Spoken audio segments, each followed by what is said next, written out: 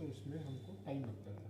अब क्या है कि एक क्लिक ऑफ जो माउस है उसके बेसिस पे हम अपने सिस्टम पे बैठे हुए या वरीय पदाधिकारी PHQ में बैठे हुए FIR को देख सकते हैं, क्या FIR हुआ है और उसमें क्या क्या धाराएं लगी हैं और क्या कार्रवाई की जा रही है। इसमें जो प्रिंट आउट है, जो भी FIR पे कंप्लेनेंट है उसको तुरंत देना होता है, वो हम लोग उसको फॉलो कर रहे हैं। तो पूरी तरीके से 100% CCTNS पूरे 34 थानों में लागू हो चुका है। जो OP का FIR होता है वो उसके पेरेंट थाना में होता है। जैसे ही अभी सरकार को प्रस्ताव भेजा गया OP को थाना में कन्वर्ट करने के लिए, वो भी संभवतः जल्दी हो जाएगा। तो उसके बाद उनका अपना CCTNS भी सारी एंट्री वहाँ पे होने लगेगी। इसके अलावा जो CCTNS के थ्रू ही जो स्टेशन डायरी होती थी, स्टेशन डायरी की एंट्री पहले मैनुअल होती थी।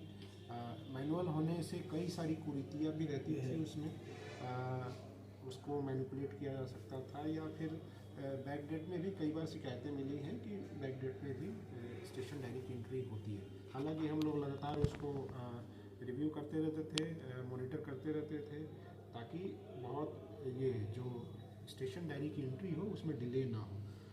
अब जो है उसकी 15 दिसंबर से हम लोग इसको रियल टाइम एंट्री CCTNS में कंप्यूटर में करना स्टार्ट करा रहे हैं।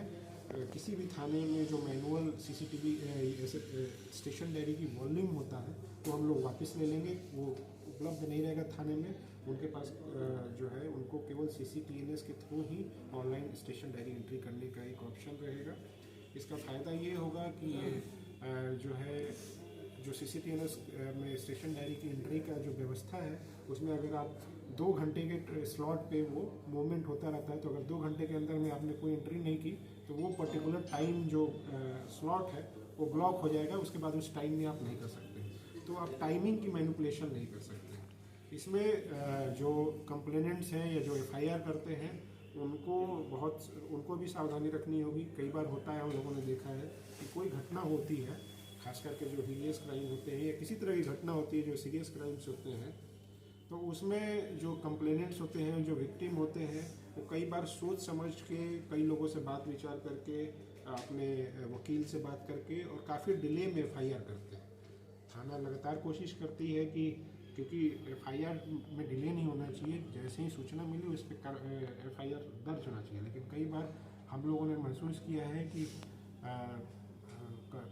वकील से बात करने के लिए अपने संबंधियों से बात करने के चक्कर में लेट करते हैं और उसमें कई ऐसे नाम भी आ जाते हैं जो कि सही में उसमें इन्वॉल्व नहीं होते हैं उस क्राइम में।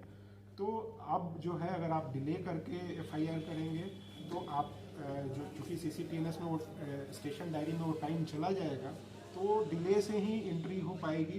तो वहाँ पे जब FIR अगर डिले से FIR होता है तो वहाँ पे एक कॉलम होता है जिसमें डिले का कारण दिया जाता है, डिले का कारण देना पड़ेगा। तो उसमें जब पुलिस के द्वारा डिले का कारण दिया जाएगा कि FIR का जो आवेदन दिया गया है वो लेट दिया गया है, तो उससे कन्विक्शन में परेशानी आएगी और जो अभियुक्त होंगे उनको फ़ायदा मिलने के चांसेस रहेंगे। तो इसलिए मैं आपके माध्यम से सभी लोगों से भी अनुरोध करूंगा कि जब आपको FIR करना हो तो त्वरित तौर पर करें, ताकि डिले ना हो पाए और उस तरह का हमें कोई जो कारण डालना पड़ता है वो न डालना।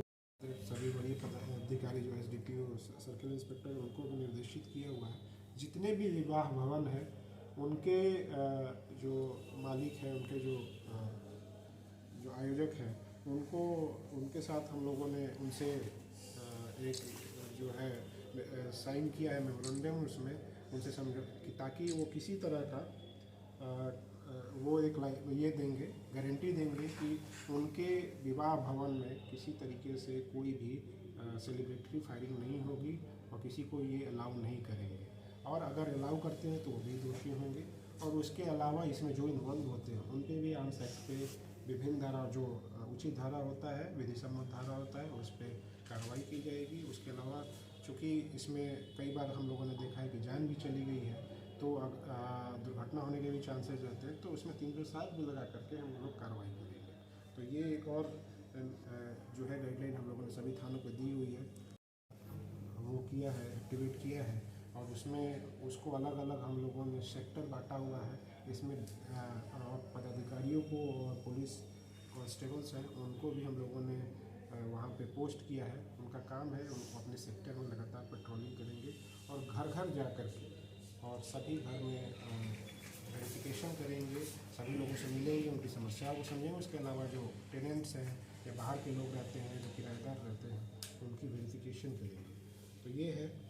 और जो लास्ट है वो है कि जैसा मैंने बताया था पहले भी आप लोगों को कि जो ट्रैफिक का चालान होता है, एक ट्रैफिक थाना अलग से खुल गया। उसके अलावा जो सभी थानों के द्वारा ट्रैफिक का चालान है वो केवल ऑनलाइन माध्यम से होगा। HHD मशीन जो होती है, हैंडहेल्ड डिवाइस जो होती है, उसके थ्रू ही होगा। और उसके अलावा मैनुअल चालान पूरी तरीके से बंद कर दिया गया है। कल भी HHD मशीन के माध्यम से लगभग 1,90,000 के आसपास के चालान पूरे मधुबनी जिला में हर थाना में किया गया था। ये HHD मशीन हर थाने को, हर सर्किल इंस्पेक्टर को, हर SDPO को दिया गया है।